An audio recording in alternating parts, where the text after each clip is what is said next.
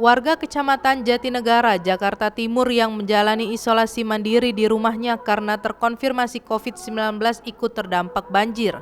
Ketua RW 07 Kelurahan Bidara Cina Mamat Sahroni, rumah warganya yang menjalani isolasi mandiri terdampak banjir luapan Kali Ciliwung sejak Minggu 7 Februari 2021. Hingga pukul 7 WIB, ketinggian air di permukaan warga RW 07 yang lokasinya berdekatan dengan aliran Kali Ciliwung kisar 1,5 sampai 2 meter. Beberapa warga RW 07 pun sudah mengungsi ke Gor Otista dan SDN 05 pagi, namun sejumlah lainnya tetap bertahan di lantai 2 rumah mereka. Tribunjakarta.com telah berupaya mengkonfirmasi jumlah warga korban banjir yang sedang menjalani isolasi mandiri ke Camat Jatinegara, Endang Sofyan.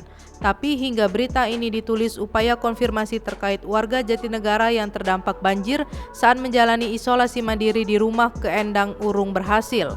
Di Kecamatan Jatinegara, permukiman warga rawan banjir luapan Kali Ciliwung berada di Kelurahan Bidara Cina dan Kelurahan Kampung Melayu.